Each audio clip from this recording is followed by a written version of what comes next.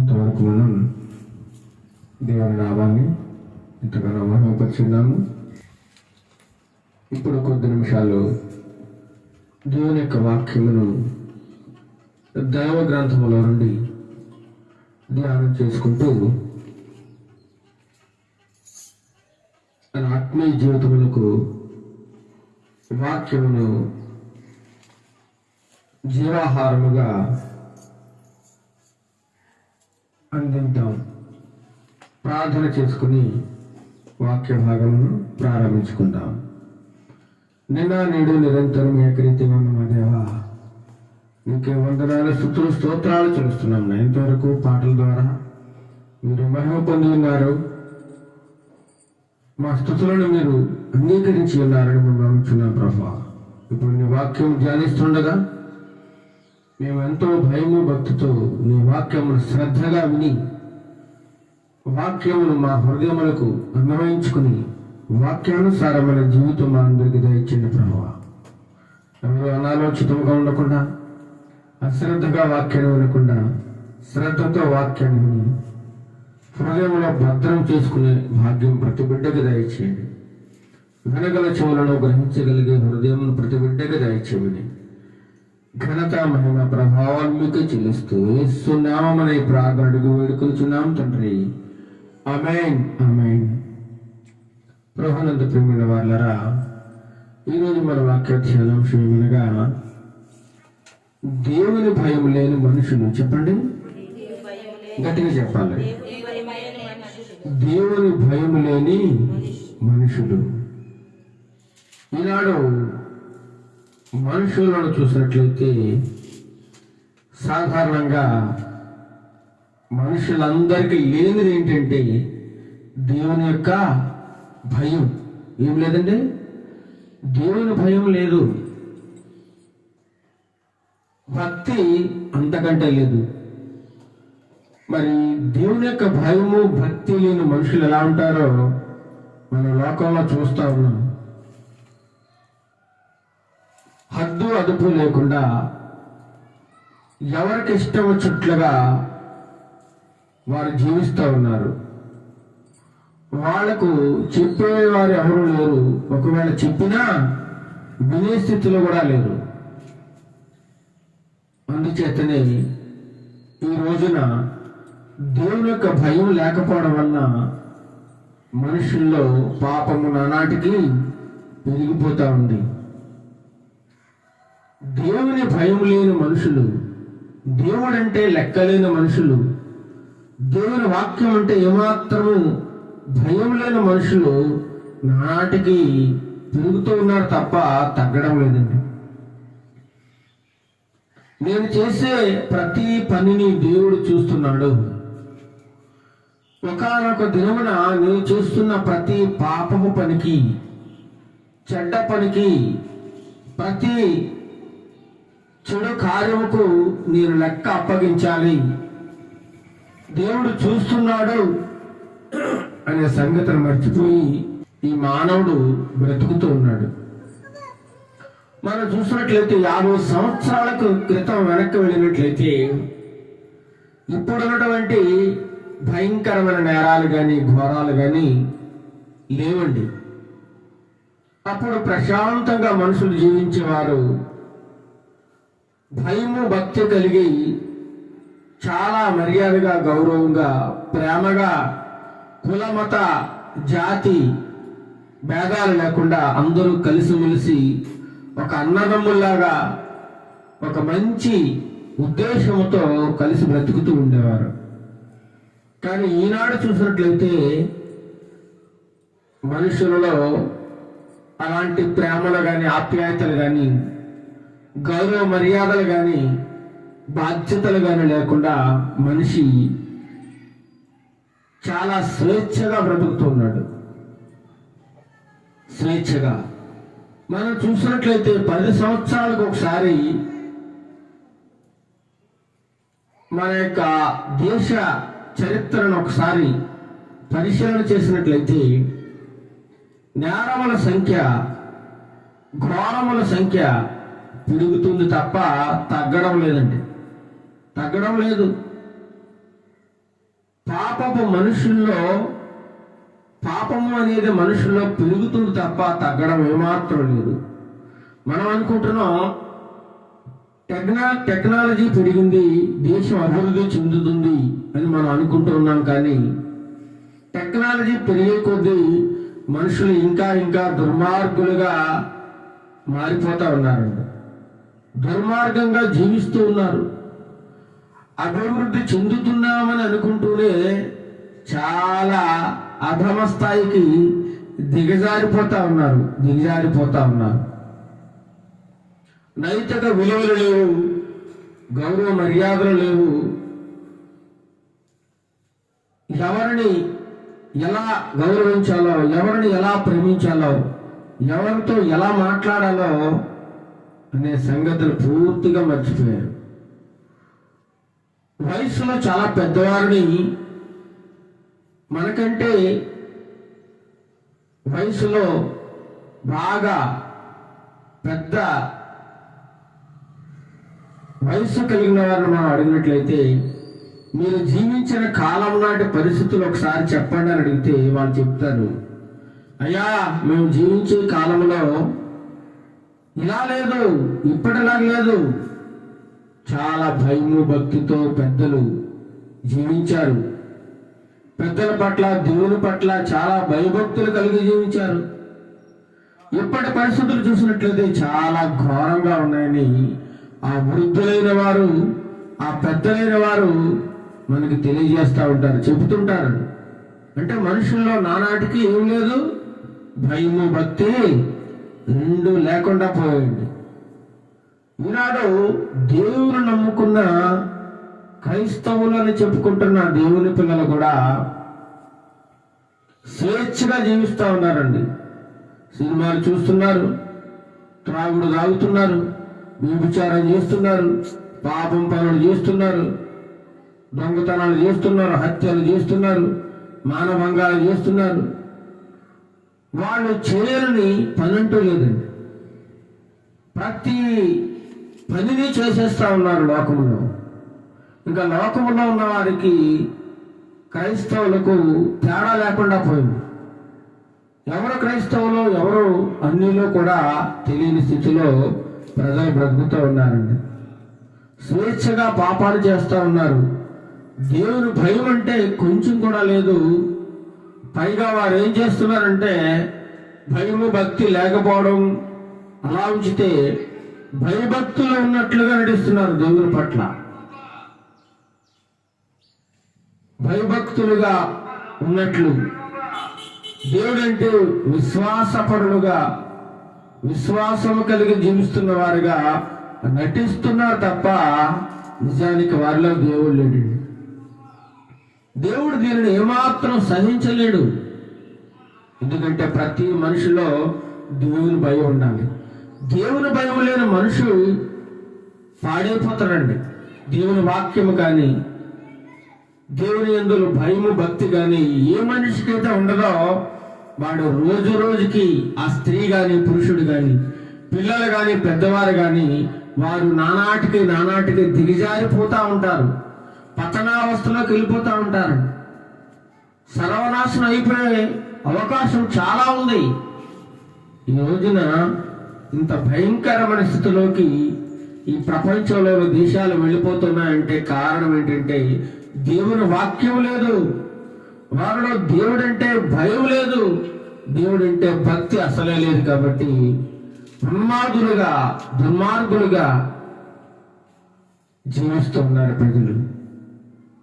అందుచేతనే దేవుని యొక్క వాక్యం సెలవిస్తా ఉంది. 2వ తిమోతికి రాసిన పత్రిక 2వ తిమోతికి అపోస్తలుడైన పౌలు గారు తనకెంతో ఇష్టమైనటువంటి ప్రియ కుమారుడైనటువంటి తిమోతికి 2వ పత్రిక వ్రాస్తూ ఈ విధంగా సెలవిస్తా ఉన్నాడండి.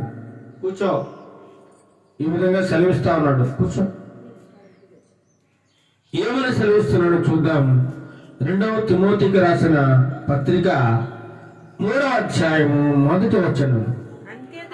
అంత్య దినములలో అపాయకరమైన కాలములు వచ్చునని తెలుసుకొనుము.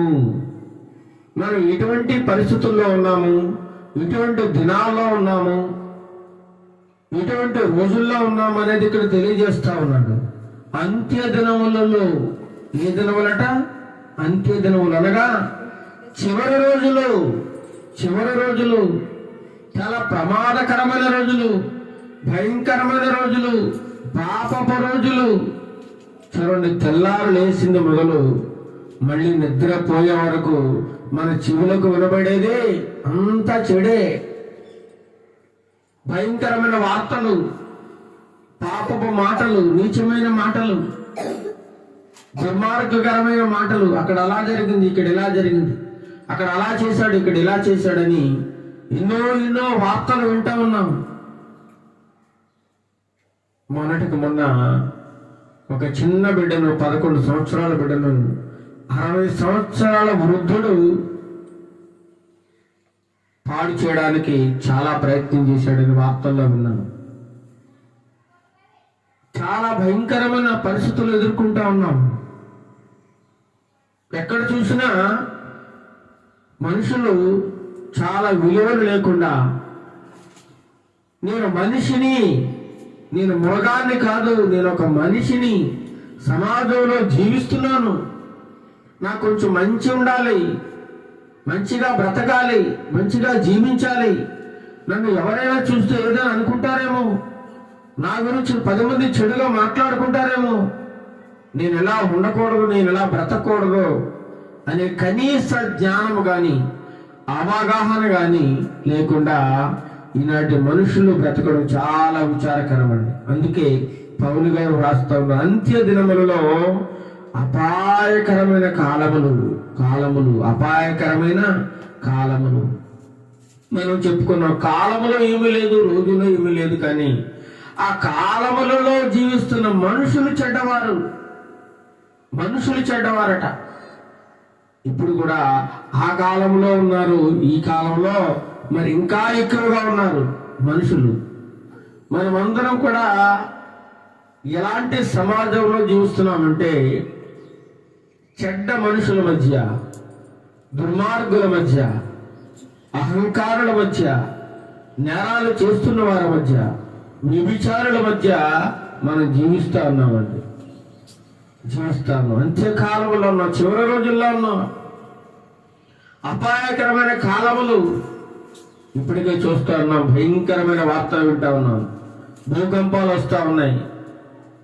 ఏమండి, విపరీతమైన వర్షాల ద్వారా, తుఫానుల ద్వారా, భూకంపాల ద్వారా, ప్రమాదాల ద్వారా ఎంతో మంది నిత్యము మరణిస్తూ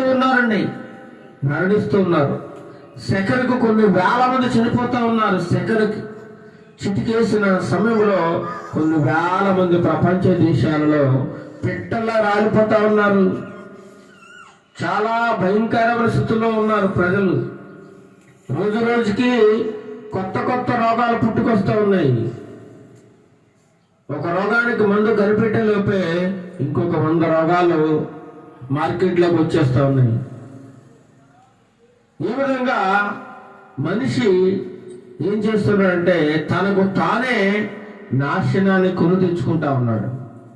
తనకు తానే సాతానుకి తన హృదయాన్ని అర్పించి, సాతాను ఏ విధంగా అయితే ప్రవర్తించమంటాడో, వాని ఉద్దేశం ఏమిటో ఈ యొక్క మనుషుల మీద సాతానుడు రుద్ది వారిని తనకిష్టమైన వారుగా మలుచుకొని దేవునికి దూరం చేసి, లోకానికి దగ్గర చేసి, లోక ఆశలన్నీ వాడికి చూపించి, నువ్వు ఇలా ఉండు, ఇలా బ్రతికితే నువ్వు బాగుంటావని అపోహలు కల్పించి మనిషిని సర్వనాశనం చేసేస్తా ఉన్నాడండి.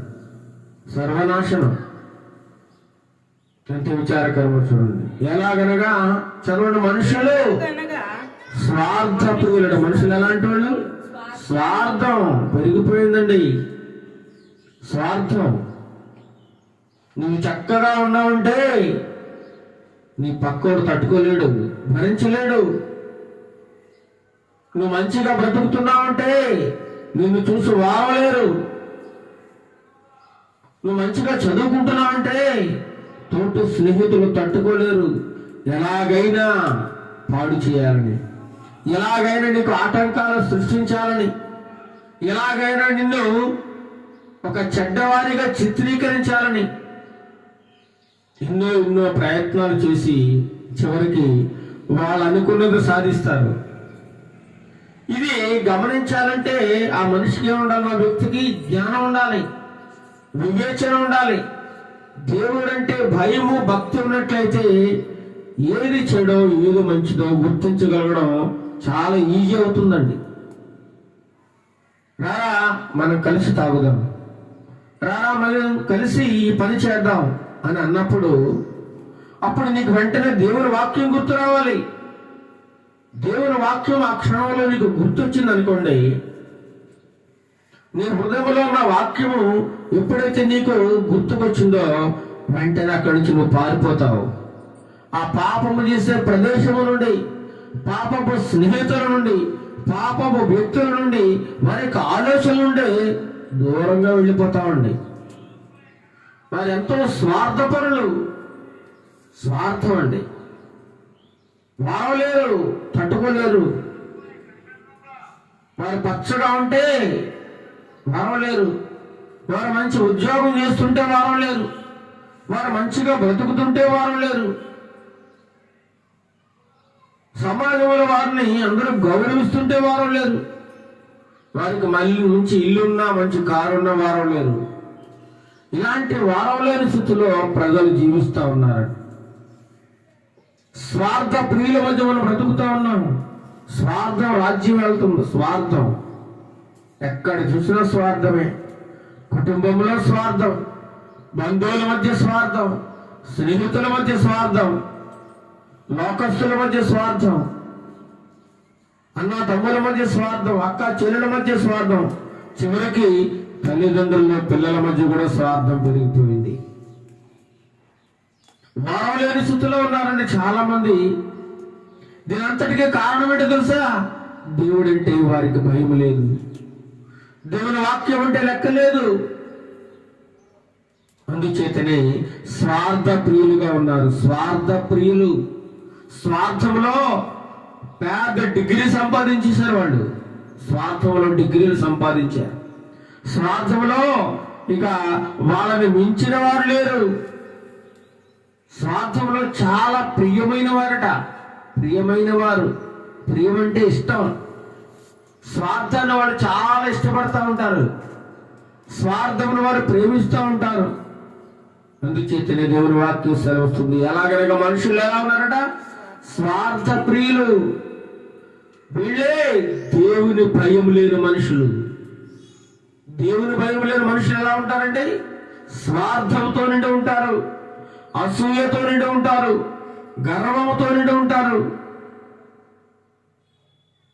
ఇలాంటి వారే దేవుని భయం లేని మనుషులు. ఇంకా చూసినట్లయితే ఇంకోటి ధనాపేక్షలు. తిమోతికి తెలియజేస్తా ఉన్నాడు పౌలు గారు. ధనాపేక్షలు. ధనం ధనం ధనం. తెల్లారు లేచింది మొదలు డబ్బు డబ్బు డబ్బు. డబ్బు కోసం మనిషి ఎంత నీచానికైనా దిగజారిపోవడానికి సిద్ధంగా ఉన్నాడండి. మన టార్గెట్ ఏమిటి? డబ్బు సంపాదించడు. ఎలాగైనా డబ్బు సంపాదించాలి, ఏ పని చేసైనా డబ్బు సంపాదించాలి, ఎవరిని ముంచైనా డబ్బు సంపాదించాలి, ఎవరిని చంపైనా డబ్బు సంపాదించాలి. వారి యొక్క ఉద్దేశం ఏంటంటే డబ్బు సంపాదన. డబ్బు సంపాదించడానికి మనిషి ఆలోచించని ఆలోచన లేదండి. మనిషి వెతుక్కొని దారులు లేవు. ఎన్నో దారులు, ఎన్నో మార్గాలండి. ఎన్నో ఆలోచనలతో ఉన్నాడు మనిషి. నేను అంతా ఎదగాలి, అంతగా ఎదగాలి, ఇంతగా ఎదగాలి, నేను ఒక ఉన్నతమైన స్థితిలో ఉండాలి, నన్ను అందరూ గుర్తించాలి, నేను ప్రపంచంలోనే గొప్ప ధనికుడిగా మిగిలిపోవాలని ఎంతమంది ఈనాడు ప్రపంచంలో ధనం కోసం ధనం వెంట పరిగెడతా ఉన్నారు, డబ్బు వెంట పరిగెడతా ఉన్నారు. ఈ డబ్బు కోసం కుటుంబాలను లెక్క చేయడం లేదు, బంధువులను లెక్క చేయడం లేదు, స్నేహితులు లెక్క చేయడం లేదు, ఉరుగు పొరుగు వారు లెక్క చేయడం లేదు, సమాజాన్ని కూడా పట్టించుకోరు. వారి దేవుడు ఎవరంటే డబ్బే డబ్బే డబ్బే. చూడండి, మనకందరికీ తెలిసిన ఒక వ్యక్తి ఉన్నారు. మనం చాలాసార్లు ఆ వ్యక్తి కోసం మనం మాట్లాడుకుని ఉంటాం అన్నమాట. భారతరత్న అవార్డు పొందుకున్నారు ఆవిడ. ఎవరండి? భారతరత్న అవార్డు. చాలా గొప్ప ప్రపంచ దేశాల్లో ఒక పాపులర్ సింగర్గా ఉన్నారు ఆవిడ. ఎంతో గొప్ప ఉన్నతమైన స్థాయిలో ఉన్నది, గొప్ప హోదా, చాలా ఉన్నతమైన ఆస్తిపాస్తులు ఉన్నాయి, ప్రపంచంలో గొప్ప పేరుంది.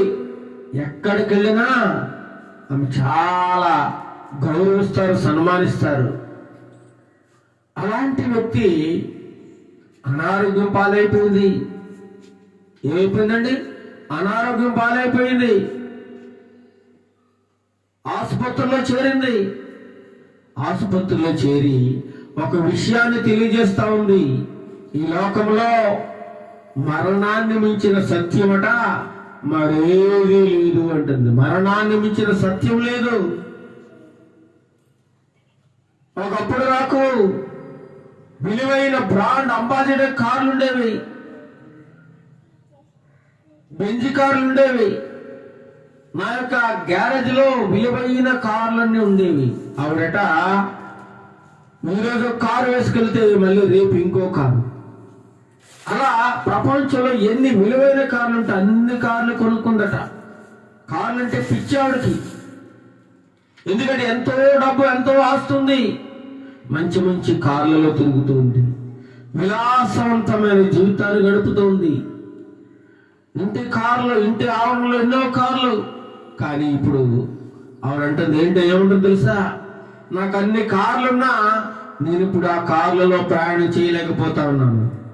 అనారోగ్యం పాలైపోయి ఆసుపత్రిలో చేరాను. ఇప్పుడు నా జీవితం ఈ యొక్క వీల్ చైర్కి పరిమితం అయిపోయింది. ఈ చక్రాల కుర్చీలో తిరుగుతా ఉన్నాను. అంత సుఖవంతమైన కార్లు ఉండి కూడా కార్లలో తిరగలేని స్థితి. కార్లలో తిరగలేని స్థితి నాది. ఇప్పుడు ఆసుపత్రిలో వీల్ చైర్లో అటు ఇటు తిప్పుతున్నారు, అటు ఇటు తిప్పుతా ఉన్నారు. నా జీవితం ఎలా అయిపోయింది? ఆ చివరి క్షణాల్లో మాట్లాడుతుంది ఆవిడకట 6,000 పట్టు చీరలు ఉన్నాయట. ఎన్ని చీరలు? 6,000. ఎవరికైనా ఉంటాయండి? మహా అయితే 100 ఉంటాయి, 200 ఉంటాయి, ఒక 500 ఉంటాయి మహా గొప్ప ధనవంతులైతే. ఆవిడకి 6,000 పట్టు చీరలు ఉన్నాయట. ఈ రోజు కట్టిన చీర రేపు కట్టదు, రేపు కట్టిన చీర ఇల్లుండి కట్టదు. అలా రోజుకు ఒక చీర కట్టుకుంటే 16 సంవత్సరాలు వస్తాయి ఆ చీరలు. ఎన్ని సంవత్సరాలు? 16 సంవత్సరాలకి సరిపడా రోజుకు ఒక విలువైన చీర కట్టుకుంటే 16 సంవత్సరాలు సరిపోతాయి. ఒక చీర ఈ రోజు కట్టుకుందంటే మళ్ళీ 16 సంవత్సరాల తర్వాత ఆ చీర వస్తుంది. అలాంటి విలువైన చీరలు ఎన్నో ఉన్నాయి. ఆమె ఎన్నో చీరలు కట్టుకుని ఎన్నో ప్రదేశాలకు వెళ్ళింది. కానీ ఇప్పుడు ఆసుపత్రుల్లో ఆవిడ కట్టుకోవడానికి చీర లేవు. ఇప్పుడు ఆసుపత్రి వారు ఏం చేశారట? ఒక గౌను ఇచ్చారట ఆవిడకి వేసుకోవడానికి. ఏమి ఇచ్చారండి? ఒక గౌను. ఆసుపత్రి సిబ్బంది గౌను ఇచ్చారు. అది కూడా చాలా విలువలేనిది, సాధారణమైన వస్త్రం అది. ఆ గౌను కట్టుకుని చక్రాల కుర్చీలో తిరుగుతా ఉందండి ఆ ఆసుపత్రిలో. ఎంత విచారకరమో చూడండి. ఆవిడికి ఎన్నో విలువైన వస్తువులు ఉన్నాయట. నగలు, వడ్డాణములు, ఇంకేమంటారు, చైళ్ళు, ఉంగరాలు, చెవులకు, ముక్కుకి, మెడకి, మెడ నిండా బంగారమే, ఒంటి నిండా బంగారమే ఆమెకి. ఆ యొక్క లాకర్లలో, ఆ ఇంటి యొక్క లాకర్లలో, ఇంట్లో ఉన్న బీరువా లాకర్లలో విలువైన బంగారం ఎంత ఉందట. కానీ ఇప్పుడు ఆసుపత్రుల్లో ఆమె ఆ ఒంటి నిండా ఏమన్నా తెలుసా? సూదులు గుచ్చేసి, ఎక్కడ పడితే అక్కడ సూదులు గుచ్చి, పైపులన్నీ వేసి చాలా చాలా చాలా గాయాల పాలైపోయి చాలా ఇబ్బంది పడుతూ, యాతన పడుతూ ఆసుపత్రిలో ఉందండి. ఈ రోజున్న తనకున్న విలువైన వస్తువుల్లో ఏది ధరించడానికి అవకాశం లేకుండా పోయింది. తనకున్న విలువైన పట్టు చీరలో ఏ ఒక్కటి ధరించడానికి అవకాశం లేకుండా పోయింది. తనకున్న విలువైన కార్లలో ఏ ఒక్క కారులో కూడా తిరగడానికి అవకాశం లేకుండా పోయింది. ఆసుపత్రుల్లో చాలా భయంకరమైన స్థితిలోకి వెళ్ళిపోయింది. ఆ స్త్రీ చాలా ఇబ్బందులు పడుతూ ఉంది. చిన్న గౌన్ వేసుకున్నది. ఏమండి, ఆవిడ యొక్క బ్యాంక్ అకౌంట్ చూసినట్లయితే కొన్ని కోట్ల రూపాయలండి, కోట్ల రూపాయలు. కొన్ని తరతరాలు తిన్న తరగని ఆస్తి సంపాదించుకుంది. ఎంతో డబ్బు ఉంది. కానీ ఇప్పుడు ఆ డబ్బు ఆమె ప్రాణాన్ని కాపాడడానికి ఉపయోగపడడం లేదండి. తనకు ఆ డబ్బు ఆరోగ్యాన్ని ఇవ్వడం లేదు. తనకున్న ఆ డబ్బు మనశ్శాంతిని ఇవ్వడం లేదు. తనకున్న ఆ ఆస్తి తనకి ఏమాత్రం సుఖాన్ని ఇవ్వడం లేదండి. ఆమె యొక్క ఇల్లు చూసినట్లయితే ఒక రాజభవనంలా ఉంటుందట. ఏ భవనం అండి? రాజభవనం, ఇంద్రభవనం అంటే చూడండి. కొన్ని రాజుగారి కోట చూస్తే చాలా బాగుంటది. ముఖేష్ అంబానీ ఇల్లు చూస్తే చాలా బాగుంటుందండి. వాళ్ళ ఇంట్లో పని మనుషులే దగ్గరగా 1000 మంది 1500 మంది పని మనుషులట ఆయనకి. అంత గొప్ప ధనవంతుడు ప్రపంచంలోనే, కుబేరుడు. అదేవిధంగా ఈవిడ కూడా ఆమె యొక్క ఇల్లు చూస్తే చాలా రాజభవనంలో ఉంటుందట. మంచి బెడ్లు ఆవిడకి, హంస తూలిక పరుపులు, ఏమండి, రాజా భోజనం, మెత్తని పరుపుల మీద పడుకునేది ఆవిడ. ప్రశాంతంగా నిద్రపోయేది ఇంట్లో. అలాంటిది ఇప్పుడు ఆసుపత్రుల్లో ఒక చిన్న సాధారణమైన పడక గదికి పరిమితం అయిపోయింది ఆవిడ. పడక గదికి తనకున్న విలువైన మంచాల మీద ఆమె పడుకోలేకపోతా ఉంది. తన విలువైన పరుపుల మీద ఆమె ఏమాత్రము సేద తీరడానికి అవకాశం లేకుండా పోయిందండి. ప్రపంచంలో ఉన్న పెద్ద పెద్ద స్టార్ హోటల్లో ఆమె భోజనం చేసేదట. స్టార్ హోటల్లో భోజనం చేసే ఉండేది. ఎక్కడికైనా ప్రయాణం చేయాలంటే విమానాల్లో, జెట్ విమానంలో ప్రత్యేకమైన విమానం పెట్టించుకుని ఆవిడ వెళ్ళేదట ఎక్కడికైనా సరే. ఇప్పుడు ఏం చేస్తుందో తెలుసు? ఆసుపత్రిలో ఈ ల్యాబ్కి, ఆ ల్యాబ్కి, ఆ టెస్ట్కి, ఈ టెస్ట్కి, ఇక్కడికి అక్కడికి తిప్పుతూ ఉన్నారు ఆవిడని. కారులో కాదండి, కేవలం వీల్ చైర్లు, కదలలేని స్థితిలో, మాట్లాడలేని స్థితిలో, చాలా దారుణమైన పరిస్థితుల్లో ఆ స్త్రీ ఆసుపత్రిలో ఎంతో బాధపడుతూ ఉంది. తన జీవితాన్ని ఒకసారి గుర్తుకు తెచ్చుకుంటా ఉంది. నేను ఇలా బ్రతకాను కదా, ఏంటి నా పరిస్థితి ఇలా అయిపోయింది? ఏంటి ల్యాబుల చుట్టూ తిరుగుతూ ఉన్నాను? నా కార్లు ఏమైపోతున్నాయి? నా బంగ్లా ఏమైపోతుంది? నా ఆస్తి ఏమైపోతుంది? నా డబ్బు ఏమైపోతుంది? ఏంటి నాకున్న పేరు ప్రఖ్యాతులు ఈరోజు నన్ను కాపాడలేకపోతా ఉన్నాయి. నా విలువైన ఆస్తులు నన్ను కాపాడలేకపోతా ఉంది. నాకున్న బంగారం నన్ను కాపాడలేకపోతా ఉంది. ఏంటి నా పరిస్థితి అని చాలా బాధపడుతూ ఉన్నాను. ఆవిడికి యొక్క తలను జడలో అలంకరించడానికి ప్రపంచంలో ఉన్న పెద్ద పెద్ద బ్యూటిషియన్స్ చక్కగా అలంకరించేవాళ్ళు, తనకు చక్కగా జడలు వేసేవారు ఎంతో మంది వచ్చేవారట. ఆమెను అలంకరించడానికి కొన్ని కోట్ల రూపాయలు ఖర్చు అయ్యేదట.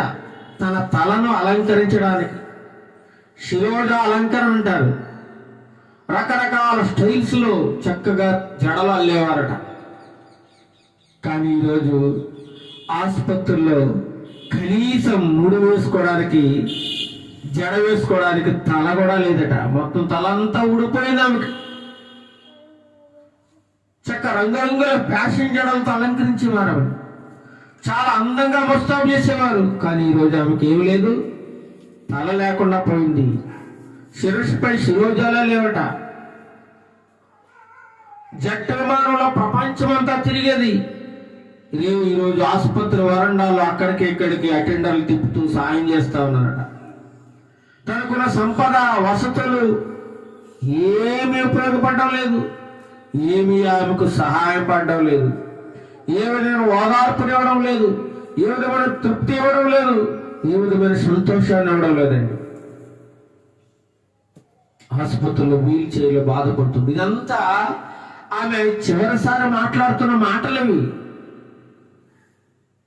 నేను ఎలా అయిపోయినా నా బ్రతుకు ఇలా ఉండేది, కానీ నా బ్రతుకు ఇప్పుడు ఇలా దుర్భరంగా మారిపోయింది.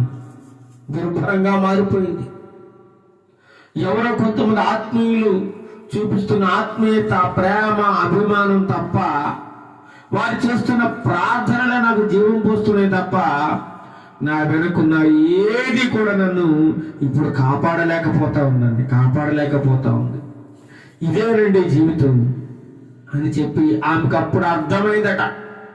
అందుకే అంటుంది గొప్ప మాట, ఈ లోకంలో మరణాన్ని మించిన సత్యం ఇంకొకటి లేదు.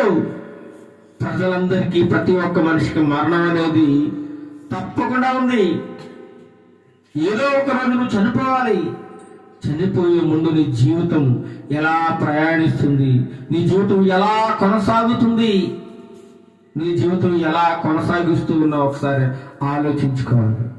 ఈమె తన జీవితాన్ని అంతటిని ఆలోచించుకుంటూ ఉంది. తన గత వైభవాన్ని గుర్తు తెచ్చుకుంటూ ఉంది. కానీ అదంతా అప్రస్తుతం. ఇప్పుడు తన పరిస్థితి చాలా దీన స్థితిలో ఉంది. చాలా మరణానికి చేరువలో ఉండి ఈ మాటలు మాట్లాడుతూ ఉండండి. ఎవరికి ఏ సహాయం చేయలేని ధనం, ఆస్తులు, పదవి, హోదా ఇవన్నీ కూడా అంత్య దిశలో, చివరి రోజుల్లో ఏమాత్రం ఉపయోగపడవని తెలుసుకున్న సత్యాన్ని వాటికి విలువ ఇవ్వకండి అంటుంది ఆవిడ.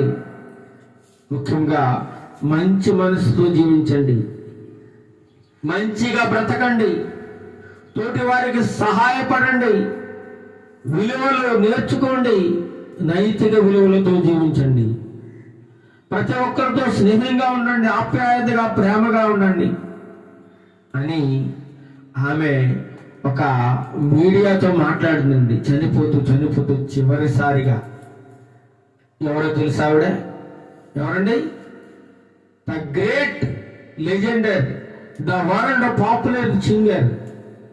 ఏమండి? ఏ అవార్డు ఆవిడకి? ఏ అవార్డు తెచ్చుకుంది ఆవిడ? భారతరత్న అవార్డు తెచ్చుకుంది. ఆవిడే లతా మంగేష్కర్ గారు. లతా మంగేష్కర్ గారి జీవితం గొప్ప పాఠం నేర్పిస్తుంది ఈ రోజున మనకి. ఆమె విలువైన జీవితాన్ని ఏమాత్రము దేవునికి ఇవ్వకుండా ఈ లోకములోని ఆశలను ప్రేమించి చివరికి తన జీవితాన్ని ఎలా ముగించిందో ఆమె ఒక మీడియా సంస్థకి తెలియజేసిందండి. తన ఉన్నతమైన స్థితిని, తన స్థితిగతులను వివరించి చివరికి ఆ ఆసుపత్రిలో ఏమైపోయిందండి? చనిపోయింది. నా ప్రియ సహోదరులారా, దేవుని భయం లేని మనుషులు ఈ లోకంలో ఎంతో మంది ఉన్నారు. ఈరోజు నీకు దేవుడు అంటే భయం ఉందా, భక్తి ఉందా అని ఈరోజు దేవుడు నన్ను మనందరూ అడుగుతున్నాడు.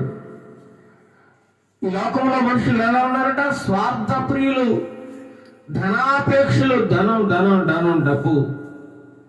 ఇంకేమంటున్నాడు? బెంకములు ఆడేవారు. బెంకములు ఇక్కడక్కడ, అక్కడదిక్కడ బొంకేస్తా ఉంటారు. లేనిది ఉన్నట్లు, ఉన్నది లేనట్లు చెప్తారు. ఇక్కడ మాటలు అక్కడ మాటలు ఇక్కడ మోస్తా ఉంటారు. వాళ్ళు విన్నది ఒకటే, ఆ వినడానికి ఇంకో 10 కల్పించి చెబుతా ఉంటారు. కుటుంబాలలో కానీ, ఆ స్నేహితుల మధ్య కానీ, బంధువుల మధ్య కానీ ఏం పెడతారు? చిచ్చులు రేపుతా ఉంటారు. ఒకరి మీద ఒకరికి ద్వేషం నింపుతా ఉంటారు. ఒకరి మీదకి ఒకరి విషాన్ని నింపుతా ఉంటారు. ఇలాంటి మనుషుల మధ్య మనం బ్రతుకుతూ ఉన్నాము. ఇదంతా వాళ్ళు చేస్తున్నారంటే వాళ్ళకి ఏమి లేదు, దేవుడు అంటే భయం లేదు. అయ్యో నేను ఇలా మాట్లాడకూడదు, ఈ మాట మీరు మళ్ళీ 10 మందికి చెప్పకూడదు, ఇది తప్పు. ఇలా చేయడం వల్ల ఆ మనుషుల మధ్య ప్రేమ తగ్గిపోతుంది. ద్వేషం, పగ, అసూయలకు కారణమవుతుంది. కొన్ని కుటుంబాలు నేను విడగొట్టిన దాన్ని అవుతాను, విడగొట్టిన వాడిని అవుతాను. ఇలా చేయకూడదు అనేటువంటి ఆలోచన రాదు వాళ్ళకి.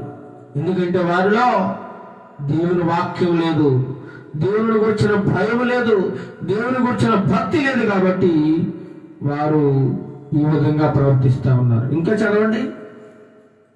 అహంకారులు ఎవరండి? అహంకారులు.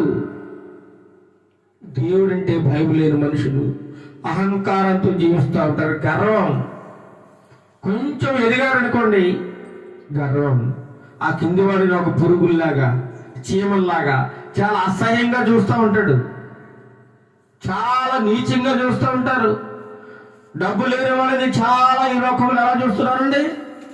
చాలా వాళ్ళు ఎందుకు పనికిరారు, మా స్టేటస్ వేరు వాళ్ళ స్టేటస్ వేరు అని చెప్పి వాళ్ళ స్టేటస్కి తగ్గవారితోనే స్నేహం చేస్తూ ఉన్నారు, వాళ్ళ స్టేటస్కి తగ్గవారితోనే మాట్లాడుతూ ఉన్నారు, వారి యొక్క స్టేటస్కి తగ్గట్టుగా ప్రవర్తిస్తూ కింద ఉన్న వారిని విలువ లేని వారిగా, గుర్తింపు లేని వారిగా, ఇక సమాజంలో వారు ఎందుకు పనికిరాని వారిగా చూడటం చాలా దారుణం ఉంది. దేవుడు మనుషులందరినీ సమానంగా పుట్టించాడు, దేవుడు మనుషులందరినీ సమానంగా ప్రేమిస్తూ ఉన్నాడు. కానీ మనిషి ఏం చేస్తున్నాడు? తారతమ్యాలు సృష్టించి, హెచ్చు తగ్గులు సృష్టించి, కుల మతాలు సృష్టించి, వర్ణ లింగ భేదాలు సృష్టించి, మనుషుల మధ్య వివాదాలు రేపి, నువ్వు అలాంటి వాడివి, నువ్వు ఇలాంటి వాడివి, నువ్వు తక్కువ వాడివి, నువ్వు ఎక్కువ వాడివి, నీ ఆ కులం నాది ఆ కులం, నాది ఈ కులం, నువ్వు ఆ రంగు నేను ఈ రంగు, నువ్వు అక్కడ ఉండాలి నేను ఎక్కడ ఉండాలి అని చెప్పి ఒక హద్దులు గీసి మనుషుల మధ్య భేదాలు సృష్టించి ఈరోజు మనిషి తన పబ్బం గడుపుకుంటా ఉన్నాడు. ఇదంతా మనిషి యొక్క ఆలోచన, అహంకార దృష్టి. కాస్త డబ్బు ఎక్కువైతే అహంకారం, మంచి స్థితిగతులు ఉంటే అహంకారం, మంచి బంగారం ఉంటే అహంకారం. మొన్న మధ్య ఒక స్త్రీ మాట్లాడుతూ ఉంది, ఒక ఆవిడ, నువ్వు ఇంతకాలం ఉన్నావు, ఏం సంపాదించుకున్నావు? నీ మెడలో బంగారం గొలుసైనా లేదు, ఒక చైనానే లేదు, ఒక ఉంగరమైనా లేదు అని చాలా చులకనగా. ఎందుకంటే ఆ చైను బంగారం ఉంటేనే మనుషులా? ఆస్తిపాస్తులు ఉంటేనే మనుషులా? లేదా లేకపోతే కాదా? వారికి ప్రేమ అభిమానం మంచిగా ఉండవా? ఎంత విచారకరం చూడండి. అంటే ఆస్తులను బట్టి గౌరవించాలి, హోదాను బట్టి గౌరవించాలి, తనకున్న బంగారాన్ని బట్టి విలువ ఇవ్వాలి, తనకున్న స్థితిగతులను బట్టి, డబ్బును బట్టి, ఉద్యోగాన్ని బట్టి విలువిస్తూ ఉన్నారు మనుషులకి. అహంకారం, గర్వం పెరిగిపోతా ఉంది. అందుకే దేవుని వాక్యం సెలవుస్తూ ఉంది, నాశనానికి ముందు ఏమి నడుస్తుందట? గర్వం. నీలో గర్వం వచ్చిందా, నీలో అహంకారం వచ్చిందా, ఇక నీవు పతనానికి నీ దారి ప్రారంభమైనట్టే. నువ్వు పతనం అయిపోవడానికి నీవు ఒక దారిని ఏర్పాటు చేసుకుంటున్నావు. నీలో అహంకారం కానీ గర్వం కానీ వచ్చిందంటే నువ్వు ఎంత ఎదిగినా, ఎంత సంపాదించుకున్నా ఎలా ఉండాలట? అణిగమణిగి ఉండాలి, ఒదిగి ఉండాలి, తగ్గి ఉండాలి. మహా గొప్ప దేవుడే ఎంతో తగ్గించుకొని ఈ లోకానికి ప్రవేశించాడు. ఆయన ఈ లోకంలోనికి వచ్చాడు. ఆయన మహా ఉన్నతమైన దేవుడు, మహా గొప్ప పరాక్రమశాలి, నిత్యము జీవించేవాడు, సావు పుట్టుకలు లేనివాడు, నిరంతర జీవి, పరలోకములో నిత్య నివాసట. ఆయన నిత్య నివాసి. ఈ లోకంలో జన్మించి ఆయన 2024 సంవత్సరాలు అవుతుంది అనుకోవడం చాలా పొరపాటు. ఆయన నిరంతరమున్న దేవుడు, పరలోకము నిత్యము ఉన్నాడు. ఆయన భూమి ఆకాశం పుట్టక మునిపే నేనున్నానంటున్నాడు. అబ్రహాము పుట్టక మునిపే దేవుడు ఉన్నాడు, యేసుప్రభు ఉన్నాడు. అబ్రహాముకి యేసుప్రభు పుట్టడానికి 2000 సంవత్సరాల గ్యాప్ ఉంది. అందుకంటే యేసుక్రీస్తు అబ్రహాం పుట్టక మునిపే నేనున్నాను అంటాడు. అప్పుడు శాస్త్రంలో పరిచయాలు అడుగుతారు, ఏంటి నువ్వు అబ్రహాం పుట్టక నువ్వు ఉన్నావా? కనీసం నీకు 50 సంవత్సరాలు కూడా లేవు, ఏంటి పిచ్చిగా అవుతున్నావు అని యేసుప్రభు నిందిస్తా ఉన్నారు. అబ్రహాము నా దినం చూడాలని, నా పుట్టుక చూడాలని, నా జన్మను చూడాలని ఎంతో సంతోషించాడు. చివరికి చూశాడు. ఆయన చూసి మిగులు ఆనందించాడని వాక్యంలో రాయబడి ఉంది. ఏంటి, నిన్ను అబ్రహాం చూశాడా? నువ్వెప్పుడు వాడు? నిన్న మొన్నటి వాడు కదా. అబ్రహాం మన పూర్వీకుడు కదా. అబ్రహాంకి నీకు కొన్ని వేల సంవత్సరాల గ్యాప్ ఉంది కదా. నిన్ను అబ్రహాం ఎలా చూశాడు? అందుకే అంటాడు దేవుడు, అబ్రహాము పుట్టక మునిపే ఉన్నాడు అంటున్నాడు. ఏమన్నాడు? అబ్రహాము పుట్టక మునిపే ఉన్నాడట. ఆయన పరలోకంలో నిత్యము ఉన్నాడు. ఆయన పరలోకంలో ఆయన నిత్యము ఉన్నాడు. యుగ యుగములో ఉన్నాడు ఆయన. ఈ సృష్టి నిర్మింపబడక ముందే, భూమి ఆకాశం పుట్టక ముందే, భూమిని ఆకాశం నిర్మించక ముందే, ఈ సృష్టిలో ఏది కూడా నిర్మింపబడక ముందు యేసుక్రీస్తు ప్రభువారు పరలోకములో ఎప్పుడూ ఉన్నాడు. ఆయన ఎప్పుడూ ఉన్నాడు. ఆయన ప్రవేశించిన వాడు ఈ లోకానికి జన్మించిన వాడు కాదు, పుట్టినవాడు కాదు. ఆయన కేవలము రక్త మాంసములు ధరించుకొని మానవుల యొక్క పాప ప్రక్షాళన నిమిత్తము ఆయన ఈ లోకానికి వచ్చినట్లుగా పరిశుద్ధ గ్రంథములు అనేకమైన వాక్యములు మనకు తెలియజేస్తూ ఉన్నాయండి. చాలా విషయాలు. కాబట్టి ఇంత గొప్ప దేవుణ్ణి మనం కలిగి ఉన్నా మనం ఎలా ఉండాలట? చాలా భయము భక్తితో జీవించాలి. భయము భక్తి కలిగి జీవించాలి. అహంకారం ఉండకూడదు. ఇంకా దూషకులు ఎప్పుడు నిత్యం ఎవరో ఒకరిని దూషిస్తూనే ఉంటారు, తిడుతూనే ఉంటారు. ఆ నోరు ఎప్పుడు వాగుతూనే ఉంటది. ఉదయం లేచిన దగ్గర నుంచి సాయంత్రం వరకు పడుకునేంత వరకు ఎవరో ఒకరిని తిట్టాలి, ఎవరో ఒకరిని ఏదోటి అనాలి. అలా అనకపోతే వాళ్ళకి నిద్ర పట్టదండి. అలాంటి వారు ఉన్నారు మన మధ్య. అలాంటి వారు ఉన్నారు. వారికి దేవుని భయం లేదు, దేవుని వాక్యం అంటే లెక్కలేదు. దేవుని మాట ఈ చెబితే ఉంటారు, ఈ చెబితే వదిలేస్తారంతే. అలాంటి వారు భయం లేని మనుషులను దేవుని వాక్యం ఇస్తారు. ఇంకేమంటున్నాడు? తల్లిదండ్రులకు అవిధేయులు. ఈరోజు చాలా మంది పిల్లలు తల్లిదండ్రుల మాట వినడం లేదండి. తల్లిదండ్రులు లెక్క చేయడం లేదండి. తల్లిదండ్రులు చెప్పే మాటలు వాళ్ళకి ఎలా ఉన్నాయంటే హేళనగా ఉన్నాయి, ఏదో సోది చెప్పినట్లుగా ఉన్నాయి. అలాగే చెప్తే ఎలా వాళ్ళు? వాళ్ళకేం తెలుసు? నాకే తెలుసు. ప్రపంచంలో ఉన్న జ్ఞానం అంతా నాకే తెలుసుని. ఏమండి, ఈ ఆడు పిల్లలు తల్లిదండ్రుల మాట వినకపోవడం చేత వారి జీవితాలు, ఎంతో మంది జీవితాలు సర్వనాశనం అయిపోతా ఉన్నాయండి. బాబు, ఆ ప్రదేశంలోనికి వెళ్ళకంటే వెళితే ఏం జరుగుతుంది చూసి వస్తారని చెప్పి ఆ యొక్క చెరువులోకి వెళ్ళి చెరువులోకి దిగి చనిపోయిన పిల్లలు ఎంతోమంది ఉన్నారు. వద్దు బాబు, చెరువులో ఈత కొట్టద్దు, చనిపోతావు, ఏం కాదు, నాకు పర్వాలేదు అని పోతా ఉన్నాడు. చెరువులో దూకి ఈత కొట్టి చనిపోతా ఉన్నాడు. ఒక్కగానొక్క కుమారుడు. తల్లిదండ్రులు ఎంత ఏడుస్తున్నారు, ఎంత బాధ, ఎంత శోకం వాళ్ళకి. చిన్ననాటి నుంచి అల్లార ముద్దుగా పెంచుకొని ఎంతో డబ్బు ఖర్చు పెట్టి వాళ్ళకి విలువైన చదువు చెప్పించి జ్ఞానం నేర్పిస్తూ ఉంటే వీడేం చేస్తున్నాడు? స్నేహితులతో చెడు సహవాసాలు చేసి వారి యొక్క ఆలోచనలు, వారి యొక్క ఉద్దేశాలన్నీ వీడు నేర్చుకుని వాళ్ళలాగే వీడు తయారై చివరికి ఏం చేస్తున్నాడంటే వాడు నాశనం అయిపోతా ఉన్నాడు.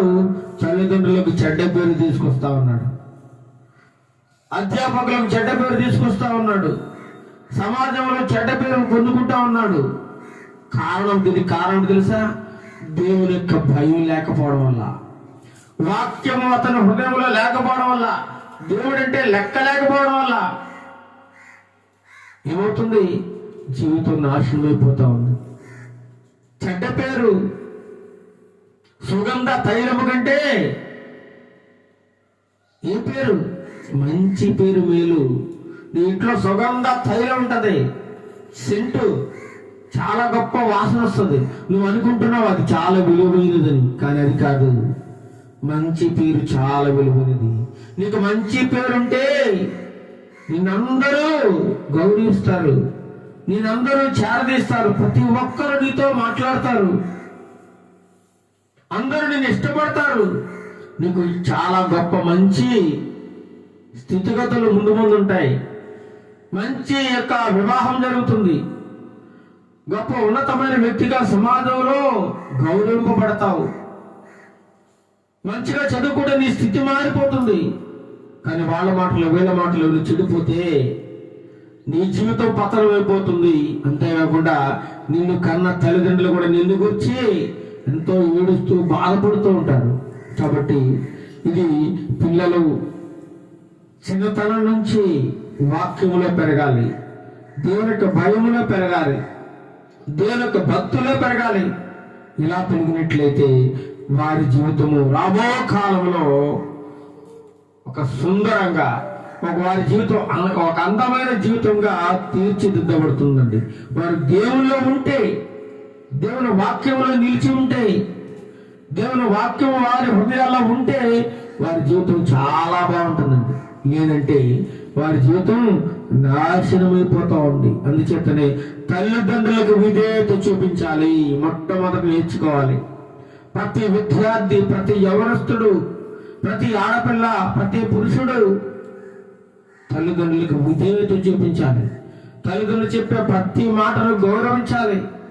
ఎదురు చెప్పకూడదు, ఎదురు మాట్లాడకూడదు. ఎందుకంటే వారు చేసేదంతా నీ కోసము, నీ మంచి కోసము, నీ భవిష్యత్తును ఆలోచించి నిన్ను నీ మీద ఎన్నో కళలు, ఆశలు పెట్టుకుని వారు జీవిస్తూ ఉన్నారు. వారి యొక్క కళలను, ఆశలను నెరవేర్చాల్సిన బాధ్యత నీ మీద ఉంది. మనం గొప్ప సాక్ష్యాలు కూడా వింటా ఉన్నాం. చిన్నతనంలో దేవుని వాక్యంలో పెరిగి తల్లిదండ్రుల మాట విన్న వాళ్ళు ఈరోజు ఎలా ఉన్నారో చూస్తున్నాం కదా. సమాజంలో గొప్ప ఉన్నతమైన స్థితిలో ఉన్నారు, గొప్ప గొప్ప హోదాలో ఉన్నారండి, ఉన్నతమైన ఉద్యోగాలు సంపాదించి బ్రతుకుతూ ఉన్నారు. కానీ దేవుని భయం లేనివాడు ఎక్కడ ఉన్నాడు? త్రాగుతూ, తిరుగుతూ, రోడ్ల మీద దొరుకుతూ ఎంతో అసహ్యకరమైన స్థితిలో ఉన్నాడు. చెడు స్నేహితుల మాట విని నాశనం అయిపోయిన ఎంతో మంది ఉన్నారు. పిల్లలు సిగరెట్లు తాగడం, మందు తాగడం, వ్యభిచారం చేయడు, దొంగతనాలు చేయడు, వారిని వీరిని నిందించడం, గొడవలు, అల్లర్లు సృష్టించడం. ఈరోజు నేరాల సంఖ్య పెరిగిపోతుందంటే కారణం దేవుని భయం లేదండి. దేవుని అందులో భక్తి లేదు, దేవుని వాక్యం లేదు. కాబట్టి ఈరోజు పోలీస్ స్టేషన్లు నిండా నేరస్తులే, నేరాలు పెరిగిపోతా ఉన్నాయి. అందుచేతనే తల్లిదండ్రులకు విధేయులుగా ఉండాలి, అవిధేయులుగా ఉండకూడదు. ఇంకా కృతజ్ఞత లేని వారిగా ఉన్నట్టు ఎంతోమంది కృతజ్ఞత లేదు. మనం ఎవరికైనా మేలు చేస్తాం అనుకోండి, కృతజ్ఞత ఉండాలి. మర్చిపోతాడు, నువ్వేం చేసావు, నాకు నువ్వేం పెట్టావు, నువ్వెంత, నీ బతుకంతా, నువ్వు నాకు అది పెట్టాడు అని మనం పెట్టింది మర్చిపోతారు వాళ్ళు, మనం చూసింది మర్చిపోతారు. ఏమాత్రం కృతజ్ఞత ఉండదు. కానీ దేవుని పట్ల కృతజ్ఞత ఉండాలి. ముఖ్యంగా మనుషుల పట్ల నువ్వు కృతజ్ఞత చూపకపోయినా దేవుడు నీకు ఒక మంచి జీవితాన్ని ఇచ్చాడు, దేవుడు నీకు మంచి హోదా ఇచ్చాడు, మంచి ఉద్యోగాన్ని ఇచ్చాడు, మంచి స్థితిగతులు ఇచ్చాడు. దాన్ని బట్టి దేవునికి నువ్వు ఎల్లప్పుడూ కృతజ్ఞత కలిగి ఉండాలట. ఇంకేం ఉండాలి? అపవిత్రులు తమ జీవితాన్ని చాలా మంది పాడు చేసుకుంటా ఉన్నారు. దేవుడు మంచి జీవితాన్ని ఇచ్చేస్తే, మంచి ఆరోగ్యం ఇస్తే, ఈరోజు వాడు ఏం చేస్తున్నాడు? తాగేసి లివర్ పాడు చేసుకుంటా ఉన్నాడు, కిడ్నీలు పాడు చేసుకుంటా ఉన్నాడు, తాగి ఊపిరితిత్తులు పాడు చేసుకుంటా, సిగరెట్లు కాల్చి ఊపిరితిత్తులు పాడు చేసుకుంటా ఉన్నాడు, అడ్డమైన తిండి తిని సర్వనాశనం అయిపోతా ఉన్నాడు, ఆరోగ్యాన్ని పూర్తిగా పాడు చేసుకుంటున్నాడు. ఈరోజు ఆసుపత్రులు పెరిగిపోతున్నాయంటే వారి యొక్క తిండి సరైనది లేదు. రోడ్ల మీద దొరికే ప్రతి అడ్డమని తినడమే. అది మంచిదా చెడ్డదా అని ఏమాత్రం ఆలోచన లేదు. నోటికి రుచిగా ఉందని చెప్పి ఏది పడితే తినేస్తా ఉంటాడు. ఏం చేస్తాడు? తన శరీరాన్ని పాడు చేసుకుంటా ఉంటాడు. ఇంకా దేవుడు అందమైన శరీరాన్ని ఇచ్చిన దాన్ని విచార సంబంధమైన కార్యక్రమాలు చేసి ఏమండి తన శరీరాన్ని పాడు చేసుకుని రోగాలు, ఈరోజు భయంకరమైన రోగాలు. స్త్రీల దగ్గరికి వెళ్ళి అనేకమైన రోగాలు తెచ్చుకుంటా ఉన్నారు చాలా మంది. వాళ్ళు చెప్పే మాటలు చాలా ఎలా ఉంటాయంట? తీయగా ఉంటాయంట. ఆడవాళ్ళు చెప్పే మాటలు ఆడపిల్లలు చెప్పే మాటలు. అందుకే అంటాడు వాక్యం, వేశ్య లోతైన గొయ్యి అంట. సామెతలు రాశాడు వేశ్య. ఆ వేశ్య మాటలు ఎలా ఉంటాయంటే చాలా తీయగా ఉంటాయి, చాలా ప్రేమగా ఉంటాయి. ఇంకా ఈ ప్రపంచంలో ఎవరో చూపించలేని ప్రేమ ఆమె చూపించేస్తుందని వీడు ఆమె భ్రమలో పడిపోయి, ఆ మాయలో పడిపోయి, ఆమెను నమ్మి మోసపోయి తన జీవితాన్ని అర్పించేసి చివరికి రోగాన్ని తెచ్చుకుని ఆసుపత్రి పాలైపోయి చచ్చిపోతున్న వాళ్ళు ఎంతో మంది ఉన్నారండి. ఎంతో మంది. నేను రాజమండ్రి నుంచి ప్రయాణం చేసి వస్తూ ఉంటాను. రోడ్ల పక్కన ఎంతో మంది ఆడవాళ్ళండి. రోడ్ల పక్కన ఎంతో మంది ఆడవాళ్ళు వ్యభిచారులుగా జీవిస్తూ ఉన్నారు. వ్యభిచారులు డబ్బు కోసం తమ విలువైన జీవితాన్ని అమ్ముకుంటా ఉన్నారు, తమ శీలాన్ని అమ్ముకుంటా ఉన్నారు. కనబడ్డ ప్రతి ఒక్కరి జీవితం కూడా పాడు చేస్తా ఉన్నారు. వీడేం చేస్తున్నాడు? డబ్బు ఇచ్చి అక్కడికి వెళ్ళి రోగాన్ని కొందెచ్చుకుని ఈ రోగాన్ని మళ్ళీ తన భార్య పిల్లల కంటే చేసి చివరి కుటుంబాన్ని సర్వనాశనం చేసేసి ఆసుపత్రి పాలైపోయి ఆ రోగాన్ని బాగు చేయించుకోలేక చివరికి అక్కడే చచ్చిపోతున్నాడు. చివరికి తన జీవితం దేవుని యొక్క భయం లేకపోవడం వల్ల, దేవుని యొక్క వాక్యం లేకపోవడం వల్ల అర్ధాంతరం చేసుకుంటున్నాడు. తన జీవితాన్ని అపవిత్రం చేసేసుకుంటున్నాడు, తన శరీరాన్ని. ఎంత విచారకరం చూడండి, ఎంత విచారకరం. అపవిత్రకరమైన కార్యాలు చేసి తమ విలువైన జీవితాన్ని పోగొట్టుకుంటా ఉన్నారు. ఇంకేమంటున్నాడు? అనురాగ రహితులు. అనురాగం ఉన్నట్లుగా నటిస్తారు వాళ్ళు, కానీ అనురాగం ఉండదు, ప్రేమ ఉండదు, ఆప్యాయత ఉండదు. మంచివారిగా కనబడతా ఉంటారు. నీకు అందరూ కూడా మంచివారు అనుకోవడం చాలా పొరపాటు, చాలా పొరపాటు. వాళ్ళు నటనా జీవితంతో జీవిస్తూ ఉన్నారు. నీ మీద లేనిపోని ప్రేమను వలకబోస్తూ ఉంటారు. అది నిజమేమో అని నమ్మేవు, నువ్వేమైపోతావు, పాడైపోతావు. అలా ఎంతో మంది ప్రేమిస్తున్నానని చెప్పి మోసం చేసి వారి జీవితాన్ని సర్వనాశనం చేసిన వారు పురుషులు కానీ స్త్రీలు కానీ చాలా మంది ఉన్నారండి.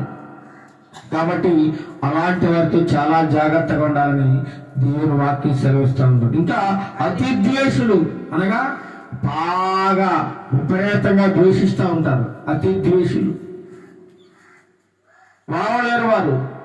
పగ పెట్టేసుకుంటారు. పగ, ద్వేషం, విషం నింపేసుకుంటూ ఉంటారు.